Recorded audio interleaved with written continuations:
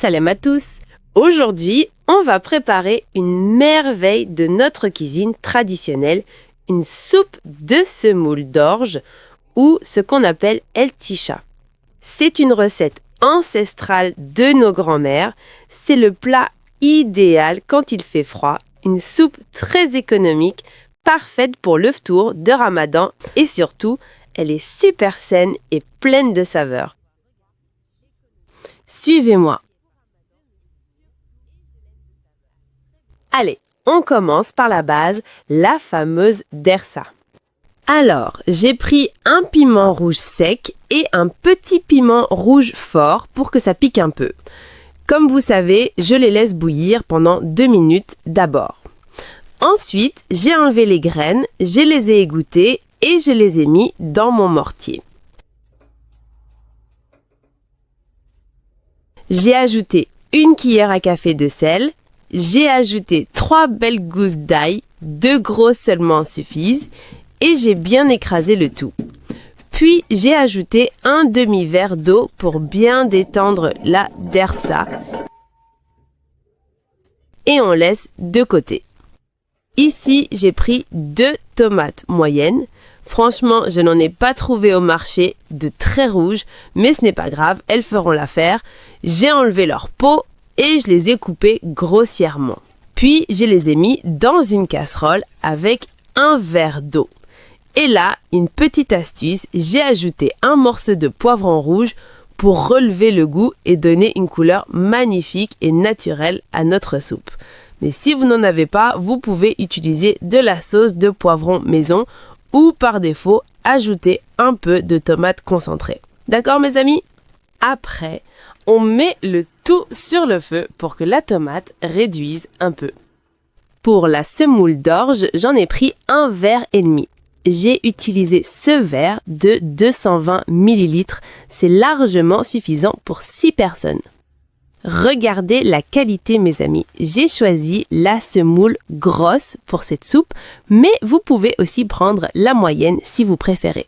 Alors, on va bien la rincer à l'eau plusieurs fois, puis on va l'égoutter et la laisser de côté. Une fois que nos tomates ont bien mijoté et devenues fondantes, on va les mixer.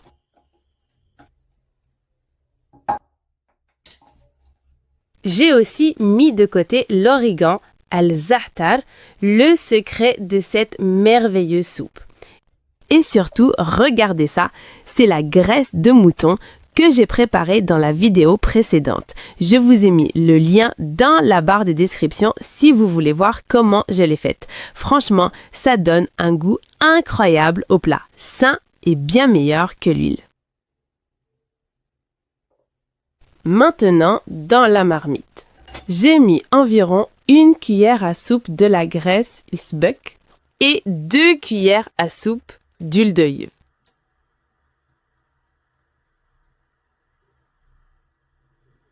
On laisse fondre à petit feu, puis on ajoute notre fameuse dersa. Pour les épices, j'ajoute 1 petite cuillère de l'origan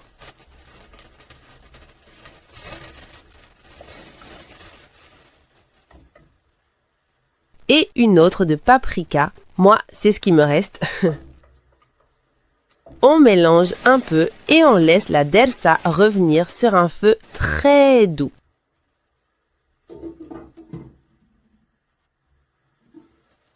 Une fois que notre dersa a bien pris, on y ajoute nos tomates mixées.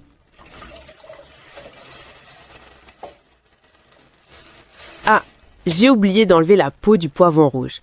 Surtout, vous ne faites pas comme moi. Retirez-la bien dès le début, hein? Bon, on mélange tout ça et on laisse la tomate réduire à son tour. Surtout qu'il n'y a pas de viande dedans. C'est important pour que votre soupe soit bien savoureuse. On laisse mijoter sur feu doux tout en remuant de temps en temps.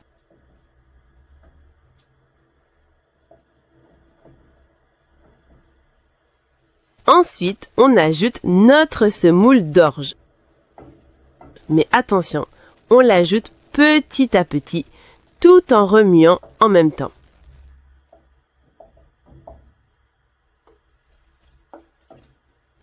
L'odeur commence déjà à monter.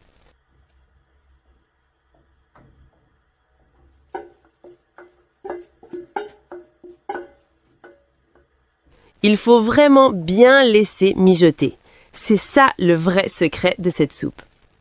Le fait de bien faire revenir les ingrédients, c'est ce qui va rendre votre shorba hyper bonne.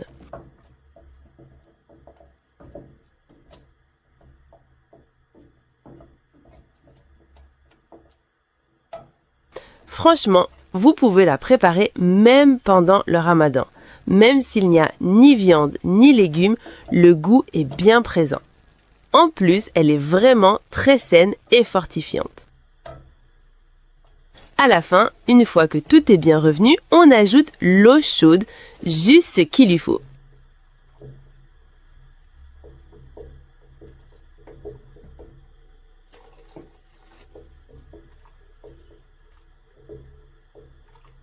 On l'esquire sur un feu doux. La sauce doit être bien liée. N'oubliez pas de goûter pour voir s'il manque du sel. Si la vidéo vous a plu, n'oubliez pas de mettre un petit j'aime et de vous abonner pour ne rater aucun de mes prochains secrets culinaires. Regardez cette texture, elle doit être exactement comme ça, bien onctueuse. Là, on peut éteindre le feu.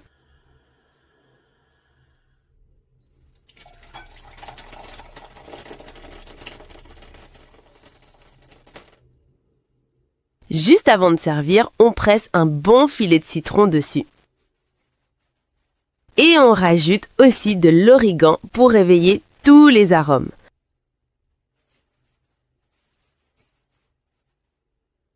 Et on ajoute aussi quelques gouttes d'huile d'olive, c'est la petite touche finale qui fait toute la différence.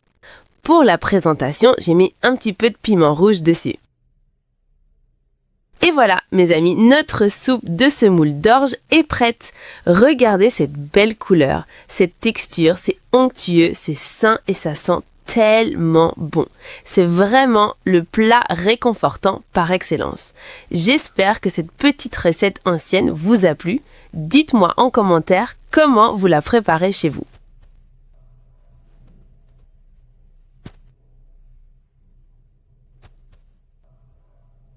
Merci d'avoir regardé jusqu'au bout. N'oubliez pas de me soutenir et je vous dis à très bientôt, Inch'Allah, pour une nouvelle recette traditionnelle.